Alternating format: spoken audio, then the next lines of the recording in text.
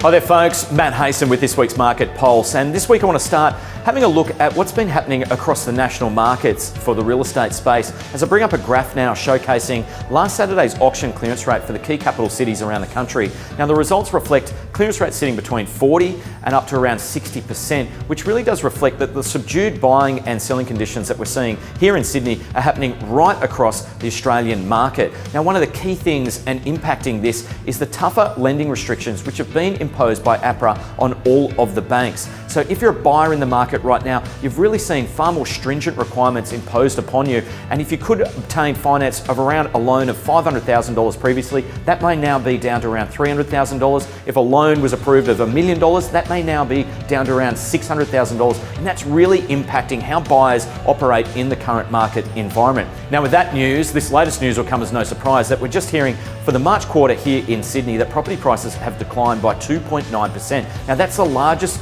quarterly decline Sydney has seen since 2015. Also last weekend we saw around 260 auctions here in Sydney go under the hammer. Now that's roughly half the volume that we saw for the corresponding weekend in 2017. Now that reflects that this market is starting to tighten up. Obviously we've got school holidays in play at the present time, but we will be monitoring this as we move into the cooler months. As everybody knows, supply and demand has a major influence over the dynamic of the real estate market. Now school holidays do come to a close this weekend, but that doesn't mean we aren't bringing some amazing properties to the market. Make sure you check everything out on our website, and our entire team looks forward to seeing you out and about. Thanks for watching. I'll see you all next week.